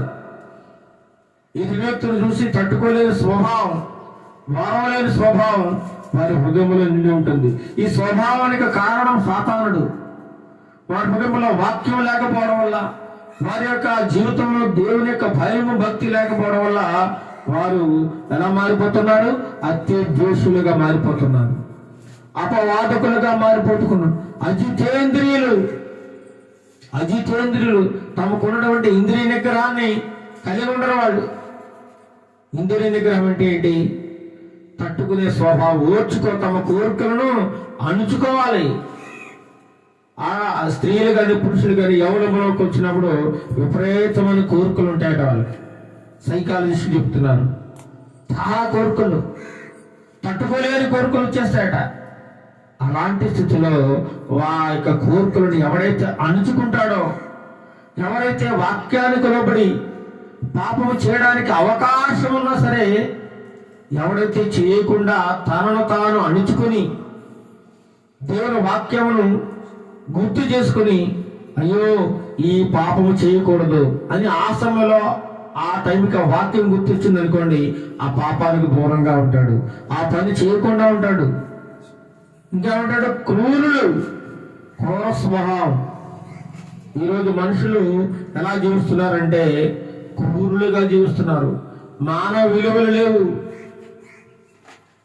జంతువులకి మనుషులకు తేడా లేకుండా ప్రవర్తిస్తూ ఉన్నారు. ఎందుకంటే నువ్వు జంతువుల ప్రవర్తన, మనుషువా పశువా అంటారు. ఒక రకంగా చెప్పాలంటే ఆ పశువులే నేను మనుషుల కంటే అంత దారుణంగా ఈ లోకంలో మనుషులు జీవిస్తూ ఉన్నారు. కారణము వారి హృదయంలో దేవుని యొక్క వాక్యం లేకపోవడం వల్ల, దేవుని యొక్క భయము భక్తి లేకపోవడం వల్ల ఈ విధంగా జీవిస్తున్నారన్న వాక్యం సెలవిస్తూ ఉంది. ఇంకా ద్రోహులు, ద్రోహం చేసేవారు, నమ్మించి నట్టేట ముంచేవారు, మూర్ఖులు, గర్వాంధులు, గర్వం చేత కళ్ళు మూసుకుపోయిన వారు. ఇంకా డబ్బు ఉందనుకోండి, ఇంకెవ్వ కూడా కనపడ్డు. నువ్వెంత, నీ బ్రతుకంతా అని చాలా చులకనగా దూషిస్తూ, అవమానపరుస్తూ, గాయపరుస్తూ ఉన్నవారు ఎంతో మంది ఉన్నారు. ఇంకేమంటున్నాడు? దేవుని కంటే సుఖానుభవము ఎక్కువగా ప్రేమించేవారు. సుఖం కోరుకుంటున్నారండి, చాలా సుఖంగా ఉండాలి. కష్టాన్ని కోరుకునేవారు ఎవరు లేరు. ఈనాడు క్రైస్తవులు కూడా చాలా మంది, మీరు ఎందుకు నమ్ముకుంటున్నారమ్మా అంటే, అయ్యా నాకు ఈ రోగం ఉంది, ఈ రోగం నుండి నేను బయటపడాలి, అందుకోసం నమ్ముకుంటున్నాను. అమ్మ మీరు ఎందుకు నమ్ముకుంటున్నానంటే, నా కుమార్తెకు వివాహం కావాలని యేసుప్రభువు నమ్ముకుంటున్నాను, నాకు ఒక ఇల్లు కావాలని యేసుప్రభువు నమ్ముకుంటున్నాను, లేదా నాకు అప్పుల సమస్యల నుండి బయటపడాలని యేసుప్రభువు నమ్ముకుంటున్నాను. కానీ ఇదంతా మంచిదే, కానీ అసలు యేసుప్రభువుని ఎందుకు నమ్ముకోవాలంటే, నీ జీవితంలో గొప్ప రక్షణ కావాలి, నీ హృదయంలో గొప్ప మార్పు కావాలి. ఆ పరలోక రాజ్యాన్ని నువ్వు స్వతంత్రించుకోవాలంటే పాత జీవితానికి మొత్తం సమాధి కట్టేయాలి, పాత జీవితాన్ని మొత్తం విడిచిపెట్టాలి, దాన్ని ఒక రోతగా ఎంచి ఈ లోకాన్ని ఎలా ఎంచుకోవాలట? పౌలు చెప్పినట్లు పెంటగా ఎంచుకోవాలట. ఈ లోకాన్ని నువ్వు ఎప్పుడైతే పెంటగా ఎంచుకున్నావో అప్పుడు నువ్వు పరిశుద్ధుడుగా మారిపోతావు. ఇంకేమంటున్నావు చూడండి, దేవుని కంటే సుఖం. కష్టపడే స్వభావం ఉండదు వాళ్ళకి, తినడం తాగడం. ధనవంతుడు ఏం చేశాడు? తింటూ తాగుతూ ఇదే జీవితం అనుకున్నాడు, సుఖానికి మరిగేశాడు. ఓ ప్రాణమా తిను త్రాగు సుఖించుగా, అనేక సంవత్సరాలకు సరిపడా ఆస్తిని కూడబెట్టాను, నీకేం డోకాలేదు, తన ప్రాణంతో చెప్పుకున్నాడు. దేవుడు ఏమన్నాడు? వెర్రివాడా, ఈ రాత్రి నీ ప్రాణాన్ని అడుగుతున్నాను, నువ్వు సంపాదించినవన్నీ ఏమవుతాయి? ఇందాక చెప్పాను, లతా మంగేష్కర్ గారి జీవితం, ఆమెకు చివరి క్షణాలు ఎలా గడిచేయండి? చాలా భయంకరంగా గడిచిపోయింది. తనకున్న పేరు ప్రఖ్యాతులు కాపాడలేకపోయాయి, తనకున్న స్థితిగతులు ఆస్తుపాస్తులు కాపాడలేకపోయాయి, తనకున్న విలువైన కార్లు బంగ్లాలు ఏమి కాపాడలేకపోయాయి, బ్యాంకులో కొన్ని వేల కోట్ల రూపాయలు ఆమె కాపాడలేకపోయాయి. మనిషి జీవితం చాలా ఎలాంటిదండి? ఆవిరి ఉంటుంది, గడ్డి పువ్వు లాంటిది, నీటి మీద బుడగ లాంటిది. ఈ మాత్రం దానిక నీలో అహంకారము, గర్వము, పగ, ద్వేషము, అసూయ, కలహము, వ్యభిచార సంబంధమైన కోరికలు, ఇదంతా సాతాను యొక్క ప్లాన్ అండి. ఇంకేమంటున్నాడు? పైకి భక్తి గల వారి వల్ల ఉండి, దాని శక్తిని ఆశ్రయించిన వారట. పైగా ఉంటారు చాలా భక్తి పరులాగా, తెల్లని వస్త్రాలు ధరించుకున్న వాళ్ళందరూ కూడా పరిశుద్ధులు అనుకోవడం చాలా పొరపాటు అండి. తెల్ల బట్టలు వేసుకుంటే పరిశుద్ధులు కాదండి, వారి హృదయాన్ని తెల్లగా చేసుకోవాలి, హృదయంలో ఉన్నటువంటి చెడుని కడుక్కోవాలి, చెడు ఆలోచనలు, హృదయంలో ఉన్న చెత్త అంతా తీసుకోవాలి. లోకంలో అంతా కూడా మన హృదయాల్లోనే ఉంటుంది, మన ఆలోచనలో ఉంటుంది, మన నడవడికల్లో అంతా లోకం ఉంటుంది. కానీ పైకి ఎలా ఉంటాం? పైకి భక్తి గల వారుగా, బైబిల్ పట్టుకుని, తెల్లని వస్త్రాలు ధరించుకుని, చక్కగా ప్రార్థన చేసి, చక్కగా పాటలు పాడినంత మాత్రాన నీ దేవుడు ఇష్టపడతాడు అనుకోవడం నీ అవివేకం. ఎవరు ఇష్టపడతాడు మరి? ఆయన చిత్తాన్ని నెరవేర్చాలి, ఆయన యొక్క ఆశను, ఆయన కోరికను, ఆయన ఉద్దేశాన్ని ఎవరైతే నెరవేరుస్తారో, అంతకంటే ముఖ్యంగా ఆయన ఎవరైతే భయభక్తులు కలిగిన జీవితాన్ని జీవిస్తూ వాక్యానుసారమైన బ్రతుకుని ఎవరైతే బ్రతుకుతారో అలాంటి వారిని ఇష్టపడతారు తప్ప ఎవరిని పెడితే ఆయన ఇష్టపడే దేవుడు కాదు. అందుకే పైకి భక్తి గల వారుగా ఉంటారు తప్ప దేవునికి శక్తి ఏంటో వారికి తెలియదు. ప్రభు అని ప్రార్థించే ప్రతివాడు పరలోక రాజ్యంలో వెళ్ళిపోతాడా? వెళ్ళడు. మరి అవ వెళ్ళాలంటే తండ్రి చిత్తాన్ని నెరవేర్చాలి. తండ్రి చిత్తాన్ని ఎవడైతే నెరవేరుస్తాడో వారికి మాత్రమే పరలోక. పైకి భక్తి గల వారి వలె ఉండి దాని శక్తిని ఆశ్రయించిన వారైందరు, ఇట్టి వారికి విముఖుడవై ఉండము. ఇలాంటి వారికి చాలా దూరంగా ఉండు సుమా. ఇలాంటి వారితో నీకు స్నేహం వద్దు. మనం చెబుతూ ఉంటాం పిల్లలకి, బాబు నువ్వు చెడ్డవారితో స్నేహం చేయకు, చెడ్డ ఆలోచన కలిగిన వారితో నువ్వు తిరక్కో అని మనం ఎంతో చెప్తూ ఉంటాం. కానీ వీడేం చేస్తాడు? వాళ్ళతోనే తిరుగుతూ ఉంటాడు, వాళ్ళతోనే ప్రయాణం చేస్తూ ఉంటాడు, వాళ్ళ ఆలోచనలు నేర్చుకుంటాడు, వాడి ఉద్దేశాలు నేర్చుకుంటాడు, వాడు చెప్తున్నటువంటి మాటలు వింటాడు, కొత్త కొత్త అలవాట్లు నేర్చుకుంటాడు. ఈ రోజున అనేక మంది యవనస్తులు తమ జీవితాన్ని, విలువైన జీవితాన్ని, చాలా విలువైనదండి ఈ జీవితం, చాలా విలువైన తెలియక అనేక మంది యవన స్త్రీలు, యవన పురుషులు అర్థాంతరంగా తమ జీవితాన్ని ఏం చేస్తున్నారండి? ముగించేసుకుంటా ఉన్నారు. ఈ లోకాన్ని విడిచిపెట్టి వెళ్ళిపోతా ఉన్నారండి. ఎంతో భవిష్యత్తు ఉంది, ఎంతో భవిష్యత్తు ఉంది వారికి. ఆ భవిష్యత్తునంతా వారంతటా వారిగా పతనం చేసుకుంటా ఉన్నారు. దేవుని వాక్యానికి చోటు ఇవ్వకుండా, దేవుని యొక్క భయము భక్తి లేకుండా జీవించడం వల్ల ఈ విధంగా జరుగుతుందని పౌలు గారు తిమోతికి తెలియజేస్తా ఉన్నాడండి. తిమోతికి తెలియజేస్తా ఉన్నాడు. చూడు, కీర్తన గ్రంథము నేను ముగిస్తాను, మళ్ళా వేరొక ప్రతిపాడినటువంటి ప్రాంతానికి వెళ్ళాలి. కీర్తన గ్రంథము 119వ కీర్తన భాగము ఇక్కడ తెలియజేస్తా ఉన్నాడు. 119వ కీర్తన 11వ చరణం చదవండి. నీ ఎదుట నేను పాపము చేయకుండానట్లు నా హృదయంలో నీ వాక్యం ఉంచుకుని ఉన్నాను. దేవుని వాక్యాన్ని నీ హృదయంలో పెట్టుకున్నావు అనుకో, నీకు పాపం చేసే ఆలోచన కానీ ఆ ఉద్దేశం కానీ నీ దరిదాపుల్లోకి రాదండి. నీ వాక్యం ఉండాలి. ఎందుకంటే నీ వాక్యం నా పాదములకు దీపము, నా త్రోవలకు వెలుగు. నువ్వు చక్కని మార్గంలో నడవాలంటే, నీ జీవితం చక్కగా సాఫీగా వెళ్ళిపోవాలంటే, ఒక ఉన్నతంగా సమాజంలో నువ్వు బ్రతకాలంటే, ఒక మంచి ఉద్దేశాలతో నువ్వు బ్రతకాలంటే, మంచి పేరు నువ్వు సంపాదించుకోవాలంటే నీలో ఏముండాలి? వాక్యం ఉండాలి. నీ ఎదుట నేను పాపము చేయకుండానట్లు నా హృదయంలో ఉంచుకున్నాడు. నీ వాక్యం ఉంచుకుని నువ్వు పాపం చేయకుండా ఉండాలంటే ప్రతి నిత్యం నువ్వు బైబిల్ చదవాలి, ప్రతిరోజు బైబిల్ చదవాలి. ఈ రోజున బైబిల్ చదవకపోవడం వల్లే మనిషి బ్రతుకు నాశనం అయిపోతుందండి. ఒక వ్యక్తి అంటున్నాడు, ఒక మహాభయంకరమైన వ్యక్తి జైల్లో ఉన్నాడు, భయంకరమైన నేరం చేశాడు, ఎన్నో హత్యలు చేశాడు, ఎన్నో మానభంగాలు చేశాడు, ఎన్నో వ్యభిచార సంబంధమైన పనులు చేసి ప్రభుత్వం వారికి దొరికి, పోలీసులకు దొరికి జైలు జీవితాన్ని గడుపుతా ఉన్నాడు. ఒక పాస్టర్ గారు జైల్లో వాక్యం బోధించడానికి వెళ్ళాడట. బోధించడానికి వెళ్ళి చిన్న బైబిల్ పరిశుద్ధ గ్రంథాన్ని, నూతన నిబంధన గ్రంథాన్ని ఇచ్చినప్పుడు, బాబు ఇది చదువుకో. ఇంకొద్ది రోజుల్లో అతన్ని ఏం చేస్తారట? ఉరి తీసేస్తారు.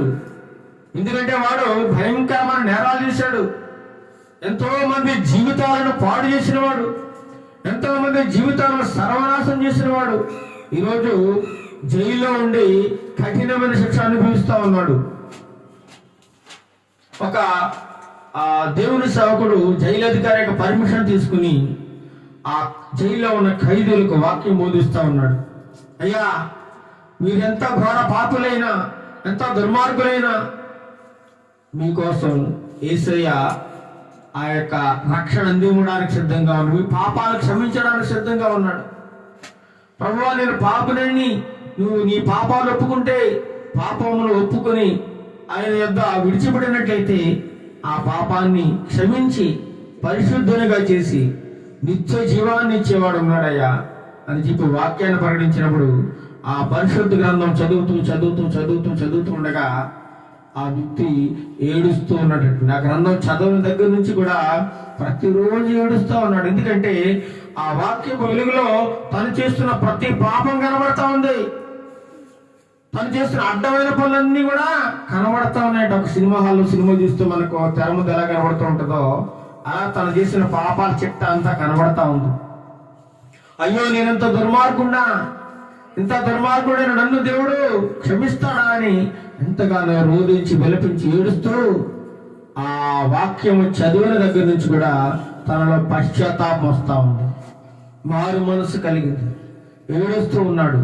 అలా కొంతకాలం గడిచేసరికి ఏం చేశారట? పూర్తిగా మారిపోయాడు. పూర్తిగా మారిపోయింది. వాక్యం అతన్ని మార్చేసింది. ఎంత ఘోర పాపైనా, ఎంత దుర్మార్గుడైనా దేవుని వాక్యం ఇట్లే మారుస్తుందండి. చదివితే, వాక్యాన్ని వింటే, వాక్యాన్ని గైకుంటే, వాక్యాన్ని హృదయంలో ఉంచుకుంటే ఎంత ఘోర పాప అయినా మారే అవకాశం ఉంది. అలా చదువుతూ ఉండగా ఆ జైల్లో ఉండే, నేను చనిపోతే నరకానికి వెళ్ళకూడదని ఒక గొప్ప ఉద్దేశం కలిగి బాప్తిస్మం తీసుకున్నాడు. చివరికి అతని యొక్క ప్రవర్తన చూసి, అతనిలో ఉన్నటువంటి మంచి మార్పును చూసి జైలు అధికారులు, ప్రభుత్వ అధికారులు గుర్తించి అతని యొక్క మరణ శిక్షను ఏం చేశారండి? రద్దు చేశారు. ఎంత గొప్ప చూడండి. ఆ దినమున ఆ దేవుని సేవకుడు కానీ వెళ్ళి ఉండకపోతే, దేవుని వాక్యాన్ని ప్రకటించకపోతే ఆ వ్యక్తి ఉరి తీయబడి ఉండేవాడు. సరాసరి నరకానికి వెళ్ళిపోయి ఉండేవాడు. ఒక ఆత్మ, ఒక పాపి భూలోకంలో రక్షింపబడితే దేవుడు పరలోకములో కోటాను కోట్ల దూతలతో ఎంతో సంతోషిస్తూ ఆనందిస్తూ గొప్ప పండగ విందు చేసుకుంటా ఉంటాడు. ఎంత ఆనందం వచ్చిందో మార్పు చెందితే. మన పిల్లలు మార్పు చెందితే తల్లిదండ్రులకు ఎంతో సంతోషం అండి. వాడు చెడు అలవాట్ల నుండి, వాడు చేస్తున్న అసహ్యకరమైన కార్యం నుండి విడుదల పొంది మార్పు చెందినట్లయితే ఆ తల్లిదండ్రులకు ఎంతో సంతోషము.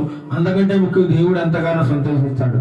కాబట్టి మనము దేవుని భయం కలిగిన మనుషులుగా మనం జీవించాలని దేవుని యొక్క వాక్యం ఈరోజు మనకి తెలియజేస్తా ఉంది. దేవుని యొక్క ధర్మశాస్త్రాన్ని మనం ఏం చేయాలి? ప్రతి నిత్యము కూడా ధ్యానిస్తూ ఉండాలి. దేవుని యొక్క వాక్యం ఎవరిలో ఉంటే వారు దీవెనపడతారు, ఆశీర్వదింపబడతారు, ఒక గొప్ప ఉన్నతమైన వ్యక్తులుగా సమాజంలో తీర్చబడతారు. అంతేకాకుండా దేవుడు ఎంతగానో మెచ్చుకుంటాడు. దేవునికి ఇష్టమైన బిడ్డ. అందుకంటే దేవుడు దావీదు యొక్క జీవితాన్ని చూసి, దావీదు నా హృదయానుసారుడు అంటాడు. అంటే నా ఇష్టాన్ని నెరవేర్చేవాడు, నేను ఏదైతే అనుకుంటున్నానో అది నెరవేర్చేవాడు. అలాంటి గొప్ప వ్యక్తి కూడా ఒక స్త్రీ యొక్క స్నానం చూస్తున్నప్పుడు స్త్రీని చూసి మోహించి పాపంలో పడిపోయాడండి. చేయడానికి నేరం చేశాడు, వ్యభిచారం చేశాడు. అంతేకాకుండా తన భర్తను చంపించే హత్య చేశాడు కూడా. అలాంటి ఘోరమైన పాపిని కూడా దేవుడు ఏం చేశాడండి? క్షమించాడు. ఎన్నో రాత్రులు ఏడ్చాడు తను చేసిన పాపాన్ని బట్టి. ప్రతి ఒక్కరు కూడా పాపం చేసేవారి వారే, అందరూ పాపం చేశారు. దేవుడు అనుగ్రహించి మహిమను పొందలేకపోతున్నారు. నీతిమంతుడు ఒకడో లేడని వాక్యం సెలవిస్తా ఉంది. కానీ నువ్వేం చేయాలి? మార్పు చెందాలి, పశ్చాత్తాపం చెందాలి, పాపాన్ని ఒప్పుకోవాలి, విడిచిపెట్టాలి. వాక్యం మనకు సరెండర్ అయినట్టయితే నీ జీవితం అద్భుతంగా మారుతుంది. అంతకంటే ముఖ్యంగా దేవుని యందు భయము భక్తి కలిగి జీవిస్తే ఇంకా ఉన్నతంగా దేవుడిని దీవిస్తాడు, ఆశీర్వదిస్తాడు. అట్టి కృపణ దేవుడు మనందరికీ సమృద్ధిగా దయచేయుగాక. ఆమేన్. ప్రార్థన చేసుకుందాం. మహాగణుడు, మహోన్నతుడు మా ప్రియ తండ్రి, ఇంతవరకు తండ్రి ప్రభా, నీ అందులో భయభక్తులు గల వారిని మీరు ఏ విధంగా ఆశీర్వదిస్తారో, ఏ విధంగా ఉన్నతంగా మీరు దీవిస్తారో మాకు నేర్పించినందుకు మీకు వందనాలు ప్రభువా. ఈనాడు అనేక మంది నాశనం అయిపోవడానికి, దుర్మార్గులుగా జీవించడానికి, ఒక దుష్ట శక్తులుగా మారిపోవడానికి కారణము దేవుని యొక్క వాక్యం లేకపోవడం చేత, దేవుని యందు భయము భక్తి లేకపోవడం చేతనే ఈ విధంగా జీవిస్తున్నారని నీ వాక్య వెలుగులోంచి అనేకమైన విషయాలను మాకు బోధించి నేర్పించినందుకు నీకు వందనాలు, స్తోత్రాలు తెలుస్తున్నాం నాయన. నీ వాక్యము ద్వారా ఎవరైతే రక్షింపబడతారో, నీ వాక్యాన్ని ఎవరైతే అంగీకరిస్తారో వారందరూ ధన్యులు నాయన. వారి జీవితం ఎంతో ఉన్నతంగా ఉంటుందని నీ వాక్యపు వెలుగులోంచి అనేకమైన విషయాలు బోధించారు ప్రభు. ఆనాడు తండ్రి ప్రభు పాపములకు దూరంగా పారిపోయాడు ప్రభు. యోసేపు పాపములకు దూరంగా పారిపోయాడు. ఆయన సంసోను పాపపు వలలో చిక్కిపోయి తన జీవితాన్ని నాశనం చేసుకున్నాడు ప్రభు. అనేక మంది లోకములో సాతానుడు వల వేస్తూ ఎవరిని మృంగుదనా, ఎవరి జీవితాన్ని నాశనం చేదునా అని ప్రతి ఒక్కరిని చూస్తూ, ప్రతి ఒక్కరిని లాగడానికి, ప్రతి ఒక్కరి జీవితాన్ని పాడు చేయడానికి సాతానుడు ఎన్నో కుట్రలు చూస్తున్నాడు ప్రభు. నీ నుండి దూరం చేయాలని, నీ ప్రేమ నుండి దూరం చేయాలని, నీ సహవాసం నుండి దూరం చేయాలని ఎంతగానో ప్రయత్నిస్తున్నాడు ప్రభు. వారి కుట్రలను తిప్పుకొట్టాడు ప్రభు. సాతాను అందుకని దురాత్మ శక్తులను బంధించాడు ప్రభు. ఈనాడు అనేక మంది యవనస్తులను ఆయన చెడిపోతూ ఉన్నారు. రకరకాల అలవాట్లు, త్రాగుడు, జూదము, పేకాట, తండ్రి ప్రభు, వ్యభిచారము, సిగరెట్లు కాల్చడం, అబద్ధాలు చెప్పడం, అమ్మాయిలను మోసం చేయడం, ఎన్నో చెడు కార్యక్రమాలు జరిగించడం, సమాజంలో అసాంఘిక శక్తులుగా మారిపోతూ ఎంతో దుర్మార్గంగా జీవిస్తూ అర్ధాంతరంగా తండ్రి ప్రభు జైళ్ళు పాలవుతూ హత్య గావించబడుతూ ఉన్నవారు ఎంతో మంది ఉన్నారు ప్రభు. వారితో మీరు మాట్లాడండి నాయన, వారిని దర్శించండి ప్రభు. వారి హృదయంలో నీ వాక్యమును ప్రసరింపజేయండి ప్రభు. వాక్యముని వెలుగు వారి జీవితాల్లో నింపబడ్డానికి నీ కృపా సహాయం ఇచ్చండి ప్రభు. ప్రతి ఒక్కరితో మాట్లాడండి, ప్రతి ఒక్క బిడ్డను దర్శించండి నాయన. ఏ ఒక్కడు నశించిపోవడం నీకు ఇష్టం లేదు ప్రభు. ప్రజలందరూ రక్షింపబడాలని నీ కోరికను, అందుచేత నేను రాకడను ఆలస్యం చేస్తున్నావని నీ వాక్యం సెలవుస్తుంది ప్రభు. నీ రాకడ సమయంలో ప్రతి ఒక్క బిడ్డ మార్పు చెంది, ప్రతి ఒక్కరు పశ్చాత్తాపం చెంది, ప్రతి ఒక్కరు నేను నిరీక్షణ కలిగి నీ రాకడ సమయం ఎత్తబడేవారిగా ప్రతి బిడ్డనే ఉంచండి. ప్రతి బిడ్డతో మీరు మాట్లాడి దర్శించి పరిశుద్ధంగా తీర్చిద్దామని, ఘనత మహిమ ప్రభావాలు మీరే పొందుకోమని, వచ్చిన ప్రతి బిడ్డని దీవించి ఆశీర్వదించమని, ఉన్న ప్రతి ఒక్కరి జీవితాన్ని ధన్యకరంగా చేయమని, నీ వాక్యం హృదయంలో భద్రం చేసుకుని వాక్యానుసారంగా జీవించే కృపను ప్రతి బిడ్డగా దయచేయమని, మాకున్న సమస్యల నుండి, మాకున్న ఆర్థిక పరిస్థితుల నుండి మాకు విడుదల దయచేయండి ప్రభు. మా పిల్లలు ఎంతో మంది అనారోగ్య పరిస్థితుల్లో ఉన్నారు ప్రభు. వారికి సంపూర్ణ స్వస్థత, ఆరోగ్య విడుదల దయచేయండి. నేను సాతాను దురాత్మ శక్తుల చేత పీడబడుతున్న వారికి ఈ క్షణమే విడుదల దయచేయండి ప్రభు. సాతాను బంధకాలను విముక్తి దయచేయండి ప్రభు. వారి యొక్క కట్ట నుంచి తను విముక్తి దయచేయండి నాయన. నీ బిడ్డలుగా స్వీకరించి వారి జీవితాలను వెలుగుతో నింపమని, ఘనత మహిమ ప్రభావాలు మీరే పొందుకోమని నజరేయుడైన యేసుక్రీస్తు నామమున అడిగి ప్రార్థన చేస్తున్నాం తండ్రి. ఆమేన్. పరలోకమందున మా తండ్రి, నీ నామం పరిశుద్ధపరచబడును గాక, నీ రాజ్యం వచ్చును గాక, నీ చిత్తం పరలోకమున నెరవేర్చినట్లు భూమి మీద నెరవేరును గాక. మాకు కావలసిన అనుదినాహారములను మాకు ఇచ్చుము. మా రుణస్థులను మేము క్షమించిన ప్రకారం మరణములను క్షమించుము. మా శోధనల నుండి తేక కళ్ళను తప్పించుము. ఎందుకంటే రాజ్యము, బాలము, మహిమయు నిరంతరం నువ్వయ్యున్నావు తండ్రి. ఆమేన్. మన తండ్రి దేవుని ప్రేమయు, మన ప్రభువైన యేసుక్రీస్తు ప్రభుల వారికి కృపయు, పరిశుద్ధాత్మ దేవుని కన్యల సహవాసము ఇప్పుడు ఎల్లప్పుడూ సదాకాలము కూడి వచ్చిన బిడ్డలందరికీ, ప్రపంచంలో ఉన్నటువంటి మానవాళ్ళందరికీ సదాకాలము తోడైన నడిపించును గాక. ఆమేన్. ఆమేన్. దేవుడి మిమ్మలను, మీ కుటుంబాలను బహుగా దీవించి ఆశీర్వదించును గాక. ఆమేన్. Praise the lord.